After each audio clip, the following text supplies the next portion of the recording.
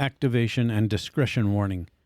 This episode contains explicit and graphic descriptions of attempted suicide, physical assault, and adult content situations, including sexual assault and rape.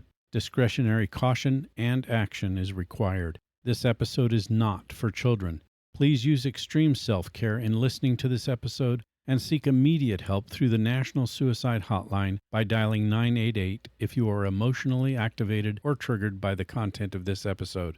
Or if you are activated and need help from the National Sexual Assault Telephone Hotline, call 1-800-656-HOPE. That's 1-800-656-4673. There was a barrage of phone calls, text messages, emails, Facebook posts. Don't do it. You're going to ruin your life. No, this is to make me better. And this may give somebody who doesn't have enough gall to speak up for themselves, this may give them the gumption to approach somebody that could help them talk.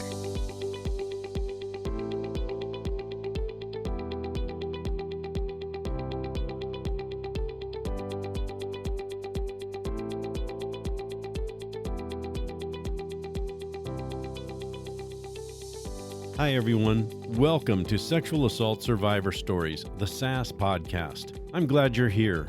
You've just tuned into one of the most important podcasts that you may ever listen to, because the purpose of this podcast is to provide a safe space for victims and survivors of rape and sexual assault to share their stories and connect with others who've been through similar experiences. However, there are other important aspects to this podcast: community, education, and support.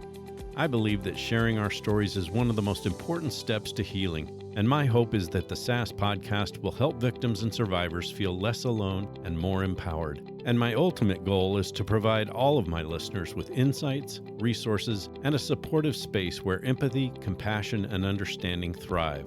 My commitment is to being there for all my listeners.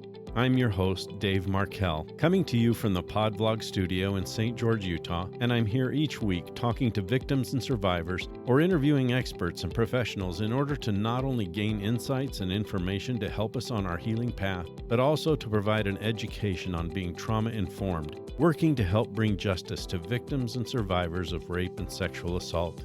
Whether you're aware of it or not, we all know someone whose life has been impacted by rape or sexual assault. So I encourage everyone to listen to this podcast. Whatever your experience is with rape or sexual assault, you are not alone, and we are all here for each other.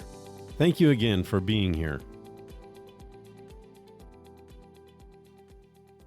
Hello, and welcome to another episode of Sexual Assault Survivor Stories, the SAS podcast.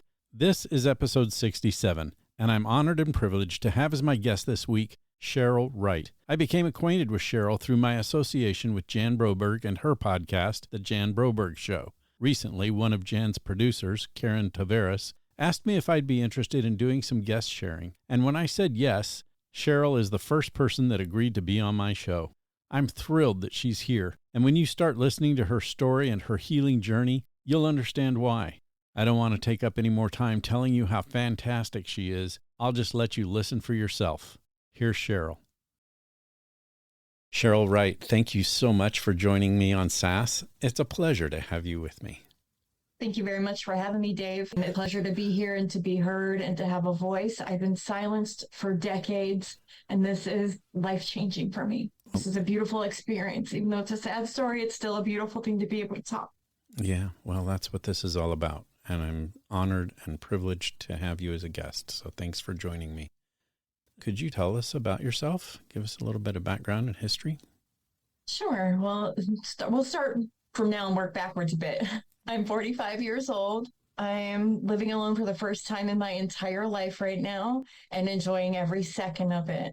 I work in a field where I get to help people every day with urgent medical problems and things like that. And I get to do it from the nurturing, comfortable environment of my own house. So yeah, I'm just on a healing journey in multiple different areas of life.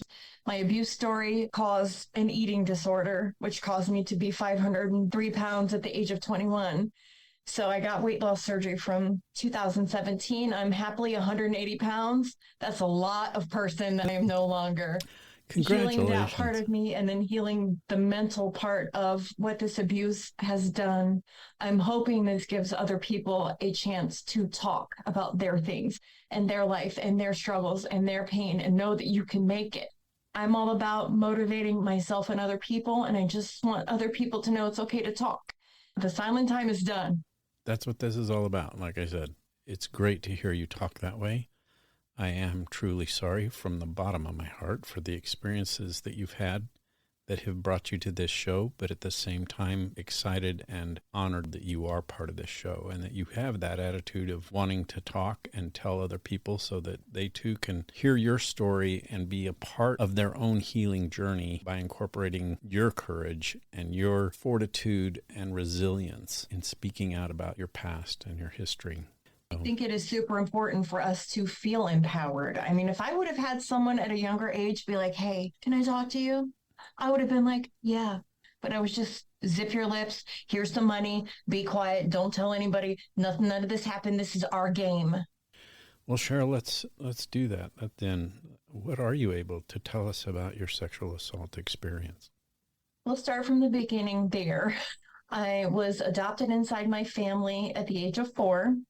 It was more kidnapped than adopted because my grandparents, who raised me, took me from Ohio, where I was living, to a town called Beckley. They took me away from my mother, and there was a weird transaction about, I need you to pay off this car, and we'll bring back your daughter. Lots of weird. Yeah. So I was in West Virginia with my grandparents, great-grandparents, until the age of about 5 when I came back to Ohio. I didn't get a chance to be with my family. My grandparents were together and happy, or so I thought. We were a very religious family. We were Pentecostal. And the way I met my abuser was through church. He was the minister of where I was made to go to church. And he became enamored with my mother because she had little girls. Not that nobody knew that. There's me and my little sister. The rest of them are way older in age. And being as I was my mother's child, like she was 18 when she had me. So she was kind of brainwashed into thinking, you don't have a man, you can't raise a child, by her own mom. So she ended up surrendering me to my grandparents. And that's where the abuse started. It would be, we're going to the food bank because we weren't wealthy.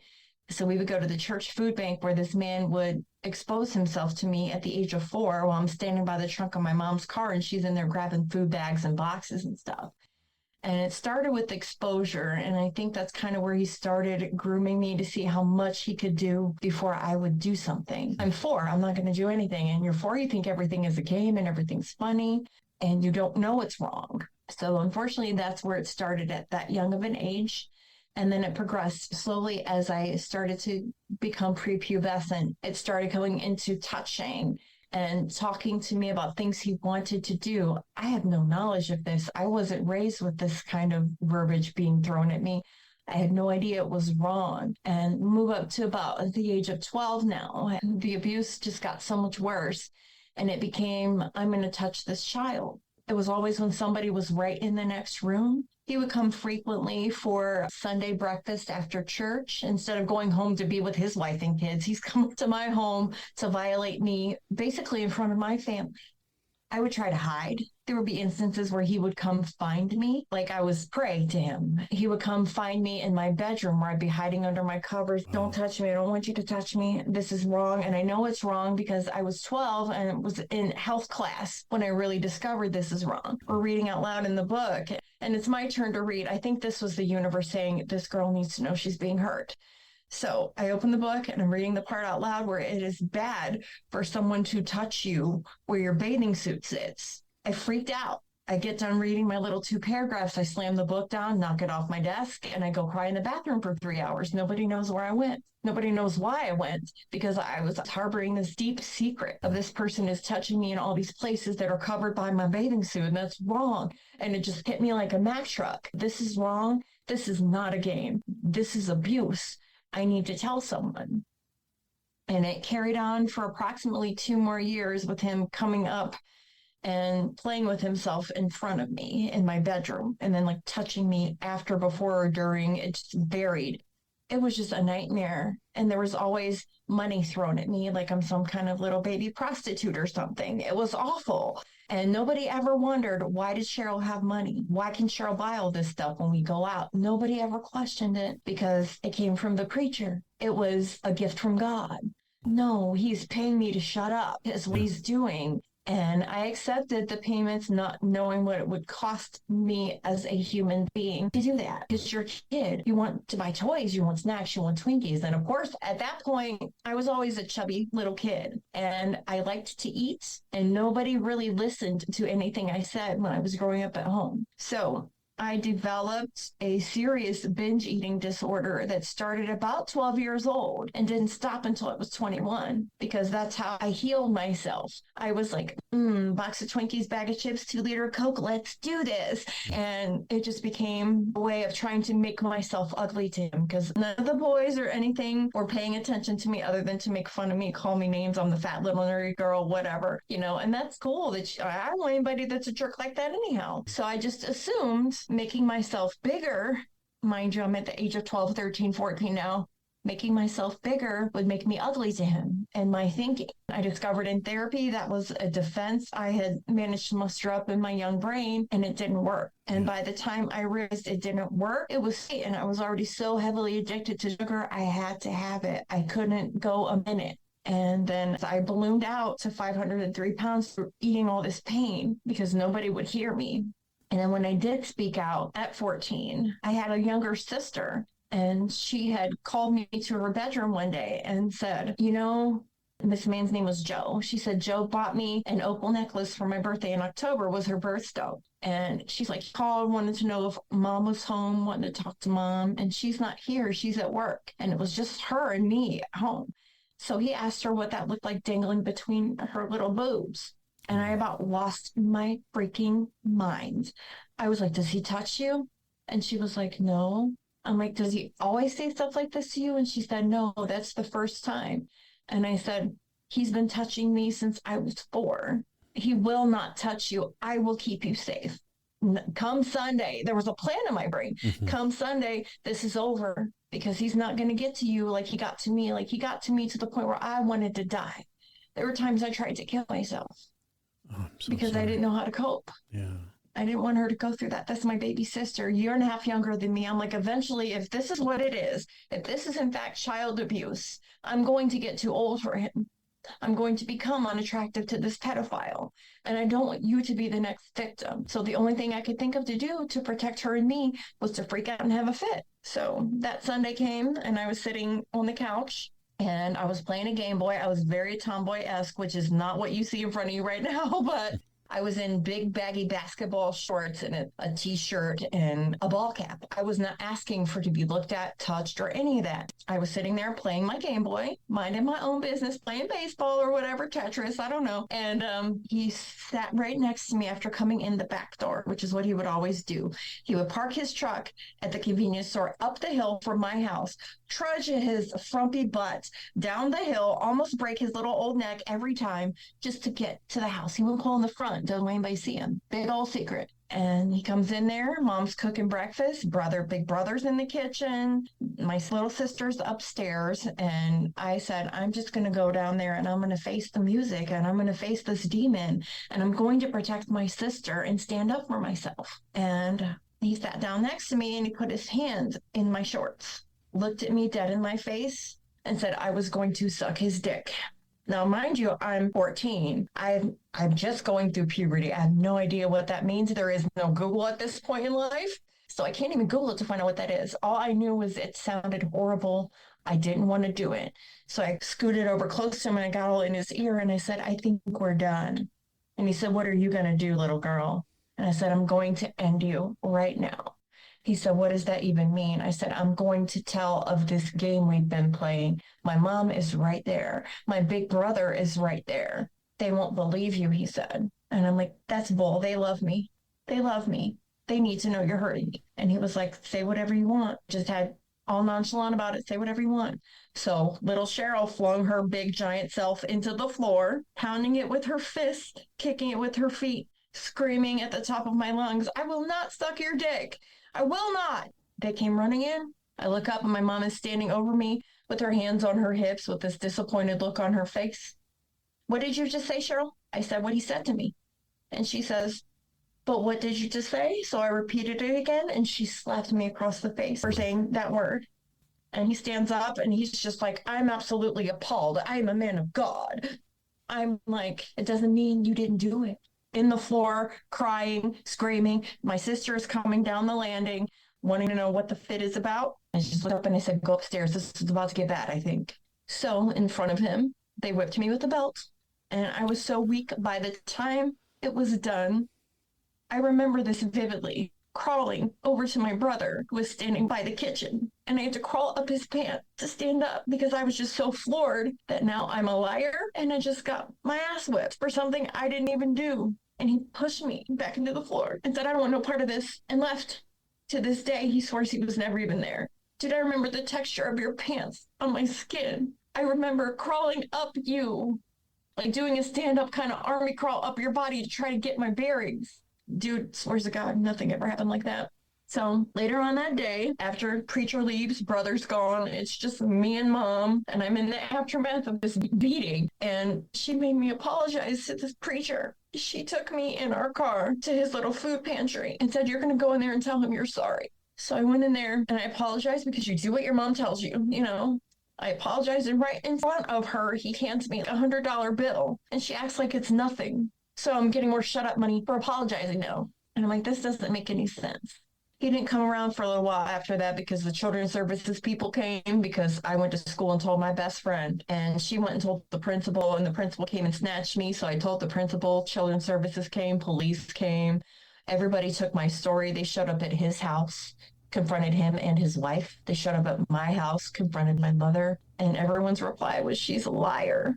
I'm a liar about this because I told you I didn't take the last cookie, knowing full well I did. I took the cookie. I was in my sister's room. I lied about little stupid things. This is not a little stupid thing. This is harming me.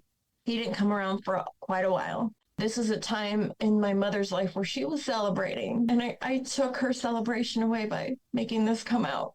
She was graduating from high school with her GED and couldn't even be happy about it because she was so worried about this horrible story I made up. I eventually broke down and told everybody he didn't do any of it because I didn't want her to cry anymore, because I wanted her to be able to smile and enjoy this milestone. You know, you worked hard to get your GED at 52, you know? I'm done taking from you.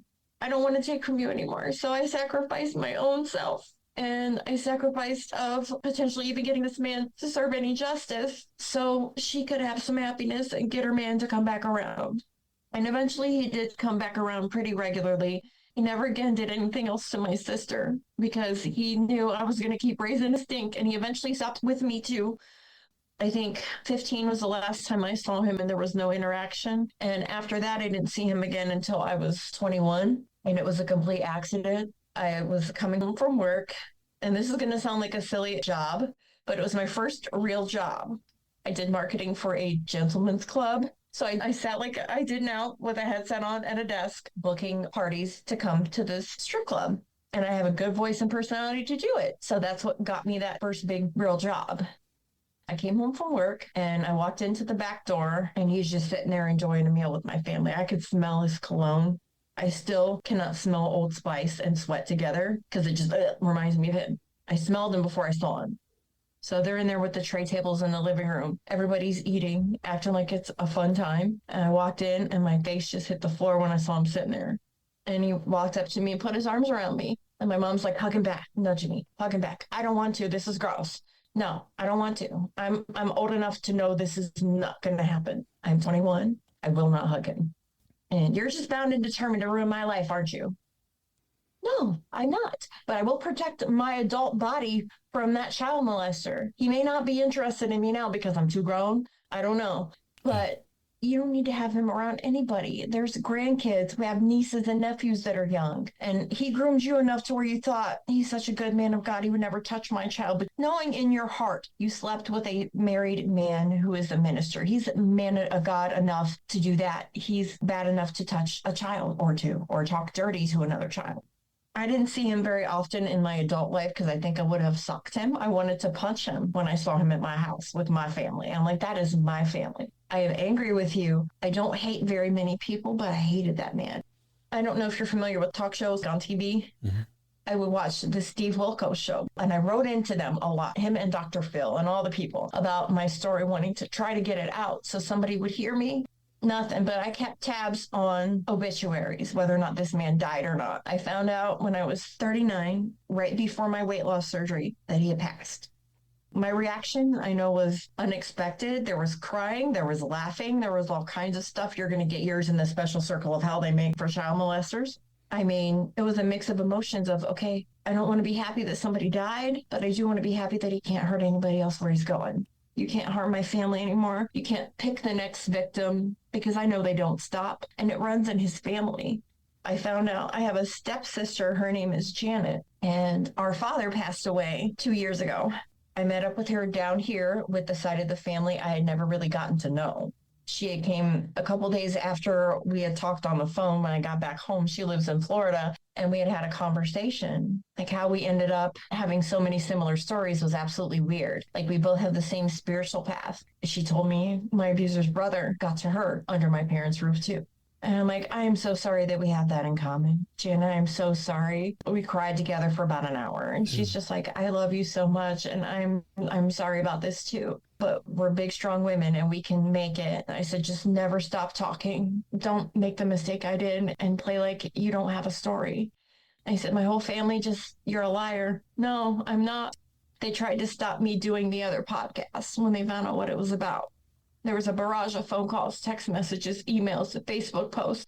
Don't do it. You're going to ruin your life. No, this is to make me better. And this may give somebody who doesn't have enough gall to speak up for themselves, this may give them the gumption to approach somebody that could help them talk. You need to speak. And I'm like, I'm not a kid anymore. I'm 45 and you don't get to pick what I talk about. You don't get to pick what I say. You don't get to pick my truth, and don't ever underestimate it. If any of our grandkids, nieces and nephews come to you and say, Uncle Mike is hurting me, or Uncle Bob, or Aunt Betty, if they say anybody, believe them, because you don't want them to live the way I had to live. Being in that body, which stemmed directly from nobody hearing me and nobody listening, eating my feelings because they weren't allowed to be spoken. It ruined so much. Cheryl, what happened to you is so overwhelming. And I've heard this kind of thing before, not only from other guests on this show, but in my experience as a detective. I did years and years of child sexual assault investigations. I'm not unfamiliar with it, but it never feels okay to hear this kind of thing. And I'm just so sorry, as I've said before, for the experiences that you had.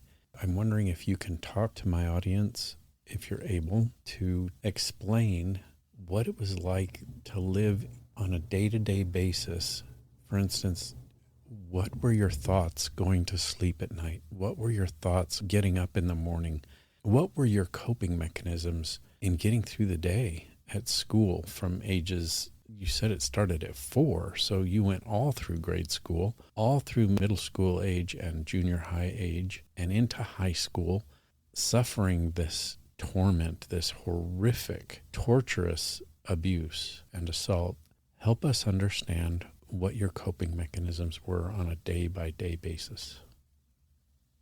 Eating was my focus. Eating was how I coped because I couldn't talk. I spent a lot of those years being scared of, is he going to get in this house while I'm sleeping? There was no comfort. There was no love. There was no acceptance. There was just, Cheryl's turning into this fat giant monster. I heard that a lot. There was a lot from my family about, you're destroying yourself. I'm doing this because of what you guys are letting happen. This person has violated me. This person is probably violating others. And he's just a welcome character in the home. He's just a welcome person. And I have to always be scared of the next time I'm going to get groped or talked to inappropriately. Or I'm going to have to be the one to clean up my room after he ejaculates everywhere in a 12-year-old's bedroom. Who does that?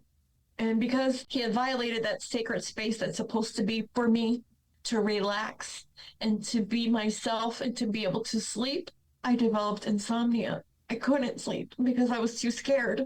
even though like I suffered a lot of depressive and suicidal thoughts for all of that time. Once I figured out maybe you can make it through this, there was several 72-hour holds. I wrote a lot. I tried to make it as happy as I could because humor was also a defense mechanism for me. If there was anything I could make fun of or make a joke of, especially with my own self, I was my own biggest joke. My repertoire is mostly humor about fat things, I tried to write the pain away, and my mom found my poetry book. And it was right around the time where instead of going to Disney, I chose to go to New York City with a smaller group. And I wrote a poem about this girl that slit her wrists on the top of the Empire State Building. And she took it absolutely literal. I'm like, there's a cage above it. I can't go jump off there. I can't sit on the end of the cage and slit my wrist in public. And that was the first time that she had sent me away to try to get me some help. And then I was sent to a therapist who, at 12 years old, she told me, looked dead in my 12-year-old face and told me I was so distorted looking because of my weight. You couldn't tell if I had a pretty face. And that devastated. And I still suffer with body image issues and stuff because of people saying things like this. I was like, I'm not a monster. A monster did this to me. And I'm just becoming what he's turned me into because I had no other way out. I was trying to slowly kill myself with the food. I was like, I didn't quite articulate that's what was going to happen until I started getting older and I developed diabetes. And then they told me at 39, if you don't get this surgery, you're going to die. And I'm like, there's no way I can die. I haven't done anything fun with my life. I haven't done anything productive with my life. I haven't made the difference I know I'm here to make. There's something big. My teacher told me when we went to Radio City Music Hall when I was 18, we went to FAO Schwartz, and I became enamored with this performance magician that was just in there trying to sell toys. I bought a bunch of card tricks and took them back to our hotel. Then the next day we went to Radio City and I asked if I could, can I go stand on the stage? Can I please? This will probably be the only opportunity. So I go down there and I stand on the stage and I just start belting out this song in front of everybody in the class. She was like, you're going to do something big with your life. She just looked at me. She's like, I'm just proud of you. I just would never thought, big shy Cheryl would have jumped up on that stage and started belting out a song. And I'm like, that's all I've ever wanted to do was be heard, ma'am. And she was just excited to see where your life goes because the way you absorbed what that magician was doing and brought that magic back to the hotel. She's like, you're going to perform somewhere, someday, somehow. I believe that with my whole heart. And I'm like, I'm just a broke girl from Ohio and that takes money. I don't have that. And she's like, but you're so full of life for somebody that's been so hurt. And I'm like, that's kind of what has kept me going and kept my head above water all this time. And shedding all that physical weight was very, very life-changing for me. It was like I'm not even going to say I became a whole person. I just became and evolved and was just like, all this pain doesn't have to be felt every single day anymore. I don't have to continue this behavior. And now I'm physically forced to not have that binge eating behavior. And I like me better this way because I'm more together. I went to my very first state fair last year. I met a really, really wonderful guy on Facebook. He's the only person that's ever believed the story I told him until I met Jan, and now we joke a lot because I'm very silly. And he's like, do you have like a bucket list? And I'm like, a fat lady bucket list? And he's like, yes. I said, I do. I said, I should do two things. I want to ride a horse and I want to go to a state fair. And he's like, I'm pretty sure I can make those things happen. And last summer, I get this email out of nowhere that says our reservations are booked for the West Virginia State Fair. I'm like, are you kidding? And he's like, I'm not kidding. He's like, I just want to see your little face light up. I just want to see it. I want to be the one to witness this. You need to let me do this for you. I'm like, let's freaking go. So we went and he's just watching the whole time as I'm like anticipating what a roller coaster is going to be like or what a tilt-a-whirl might feel like, or the zipper. Oh, yeah. So that was a very healing, beautiful thing that he did. And you will never know. Like at the end of the night, I'm at the hotel and I'm in the bed and I'm crying. And he's like, why are you crying? I thought you had fun.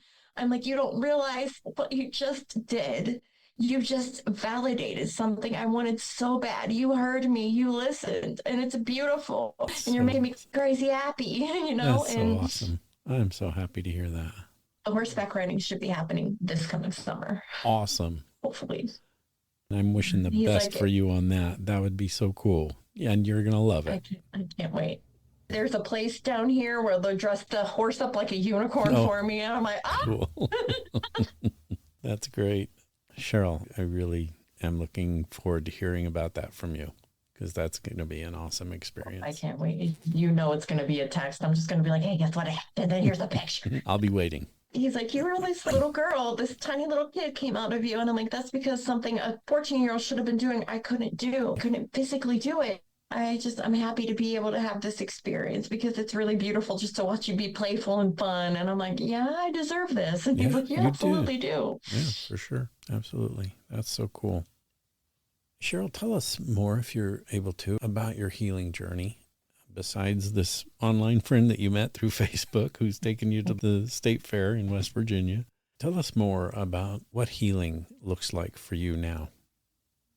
Healing looks like being able to stand up for what I know happened and to be able to speak on it without breaking down completely, because I used to not be able to even think about the situation without falling into a crumbling mess on the floor. That's the most meaningful thing for me. Yes, I still have tears in my eyes. Yes, it still hurts, but it hurts less because I pushed myself past that part of my life. Yes, it happened, and I acknowledge that it happened, and it was terrible, and I don't wish that on anybody's child or anybody's human being, period. But it's just, being able to discuss it and be level-headed about it and not completely freak out every time someone would mention the name Joe, whether it was him or not. I would just freak out and just be completely stopped, like bricks completely applied to the floor. Yeah, to be able to wake up and hold my head high and know that I did all the things that I could do to protect myself and to try to protect my family. Like protecting my little sister was probably one of the biggest things as a younger person, because I didn't want her to hurt. I still don't want her to ever hurt. And had she not told me that, the abuse probably would have carried on longer and she would have ended up getting hurt. So I'm kind of glad that we had the conversation that I had with her about the way he was talking to her just on the phone. Stopping that became more important than stopping it for me, because I can handle it. I mean, I wasn't handling it the best, but I knew the kind of mental state that she had. She was very riddled with anxiety. I didn't want to lose my sister. I didn't want to lose her because somebody was being that way with her, just like she didn't want to lose me. I mean, she struggled a lot with me dealing with the suicidal thoughts and all the stuff like that. She struggled a lot, especially like when she started having children, because that's older in my life was when she had her babies. And they became very close to me. She's like, I don't want my kids to lose their favorite aunt. You got to snap out of this some kind of how. And I'm like, well, give me a shovel and I'll start digging for those babies, because I want to be better for them mentally, physically, emotionally, spiritually. I want to be not like a substitute mom, but I do want to maintain my status as the favorite aunt, because I can't have any of my own. Those babies were kind of like my rented children. I fed off of them a lot and their vibrancy. They don't remember that Aunt Cheryl. I'll show them the picture and they'll be like, I don't remember you ever being like that. And I'm like, I'm glad you could block it out, because honey, I'm having troubles. Yeah. Having them around. Are you in therapy? Yes. How frequent? It was twice a week and we bumped it down to once a week. And now I see him monthly in a Zoom kind of meeting. Yeah. And are you able to talk a little bit about how that has impacted your recovery? Sure. I was scared because it was a male at first. I was very sketchy around men for a very long time. And I was worried of the things I was going to tell him that happened to me would kind of be weird for me to emote to another guy, but it wasn't. He was very understanding and helps me really see, I was really trying to make things better for myself, kind of on my own as a youngster. Just having someone to talk to a couple times a week really did help, because he believed me. He didn't have the outside influence of anybody else in his ear telling him, Cheryl used to lie about taking the cookies, or Cheryl used to lie about going in your sister's room. He didn't have any of that, but I was always upfront with him about the things that I did that would have made them think I was lying. And he's just like, well, kids lie about little silly things like that. He's like, this is a very serious, impactful thing. And I said, nobody wants this to be their story. We really don't. Personally, I think it's a shitty story to have, but it's a part of my life, and living through that has made me strong. I know that sounds extremely cliche. I hear it a lot. But because it didn't kill me, I didn't let it. It almost did in multiple ways. I mean, like if I hadn't, I wouldn't be able to sit here today if I hadn't changed my life and my whole lifestyle and my whole thinking and gotten that surgery I needed to help change my life. I would not be physically sitting here. I'd be in a grave. My diabetes was absolutely out of control. The insulin didn't have time enough. I was too busy shoving things in my face to eat my feelings. And it kind of sucked that that's kind of what it had to be. But the fear that I gave that doctor when he said, if you don't do this, you're going to die. I'm 39. No, it's not my time. Well, we don't get to make that judgment call. Like, if there's a chance we can fix it, we sure do. He's like, you're a sassy little thing. Mm-hmm. All day, baby. Yes. I'm like, so can we help get Cheryl on the road to wellness? Can we do that? Because I would like to have the second part of my life be what the first part couldn't be for multiple reasons. I want to be better. Even in meeting the therapist that they make you, it's kind of like even like people that are doing like sex change operations and stuff like that have to have therapy because your whole body changes. Your hormones get weird. You get all the weird hangy skin everywhere because it doesn't bounce back. It really doesn't. But they wanted to make sure that I had enough in my head to be able to know and deal with the consequences of what this would bring. And I'm like, anything is better than being stuck and almost dead and sick and unable to move and all of that. So I'm like, well, hooray for wellness. However, you got to get it. I'm definitely a big advocate for that life-changing surgery as well, because if you don't get to nip it when you can, or if you don't know how to nip it when you still can, then there's no hope. And what's life without hope? Everybody needs a little piece of hope. And that's the big thing for me doing stuff like this is to be like, you know what? Yeah, tragedies happen and it's unfortunate and they suck, but you can make it. You can make it and you can live and you can be healthy and you can be beautiful, thriving and loving and still be an amazing individual, even though you struggled and you suffered and you hurt. Yeah, it can still happen. Besides your sister, who sounds like an excellent support system for you, who else in your immediate circle of influence are your support system? It's mostly my friends from high school. I have a very big support on Facebook through friends from high school, and they respond to almost every post I make. They followed my weight loss journey for 2 whole years, being supportive, being loving, being kind, and being just what everybody needs, being supportive. And they knew, I mean, I was never not believed by my friends about my sexual assault. They knew something was wrong because you don't just blow up overnight and you don't just become a drug addict overnight. You don't just go find vices to help you cope overnight for nothing. So they knew, and they knew I wasn't lying. That's been probably the strongest support is the massive amount of people that followed me through all this on Facebook that have supported me through all of my life before there was social networking and you had to go see people. My best friends are the best bunch of gals you could ever have. I'm like, ha girls, now I'm coming for you. I can fit your clothes now.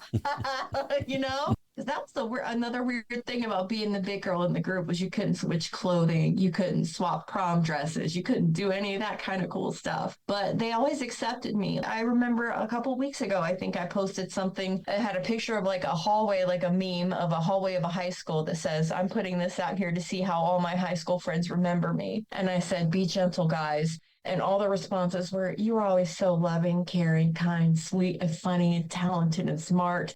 And I'm like, oh, I needed the ego boost. Thanks, guys. It's nice to be remembered that way. And they're so like, you were going through a lot.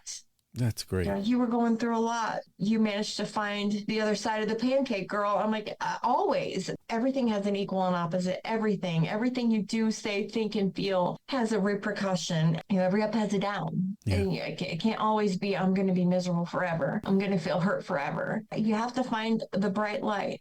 Cheryl, listening to you just makes me feel and think you are amazingly strong.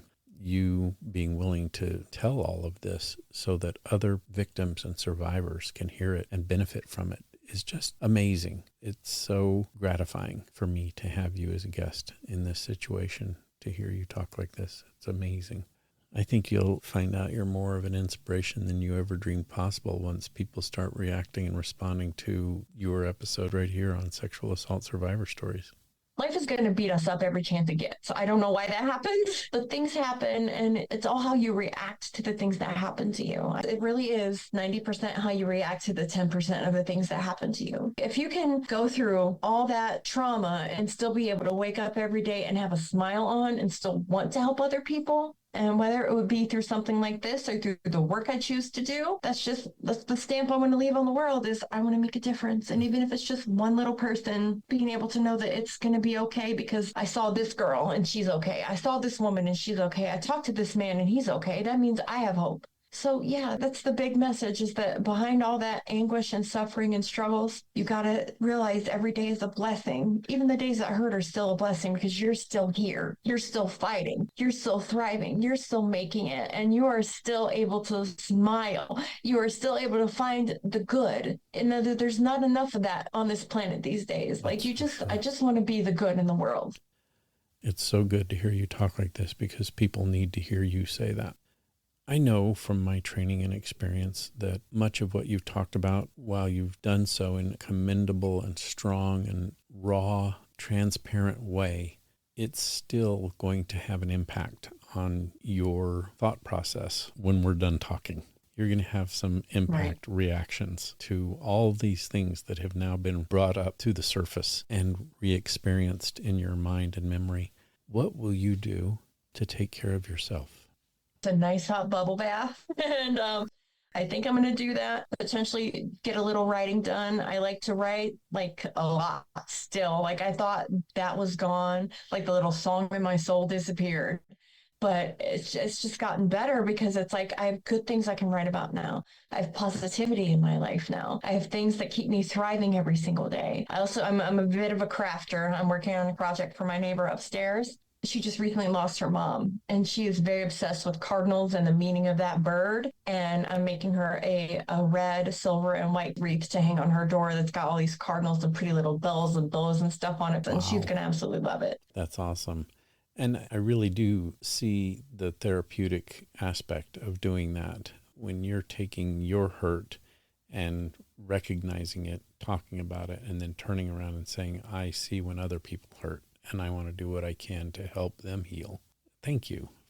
It's not a problem. That's what I do. I try to make ugly stuff pretty. I really do. I try, because there's the beauty in the world is nobody gets a chance to really focus on it, because we're too busy with work, too busy with friends, too busy with family. Take a minute and breathe in some beauty. Take time every day to look at something pretty. Polished stones don't start that way. They're very raw and edgy and hard. You just gotta find the beauty. And when you pick that as a choice for your life, to find the things that are beautiful, even in something that isn't so pretty, you just need to do that. That's the only thing I can recommend for anybody going through something. Find healing and find hope and find grace and find love and be whole. Whatever makes your little heart happy, do it, honey. Do it. Just do it.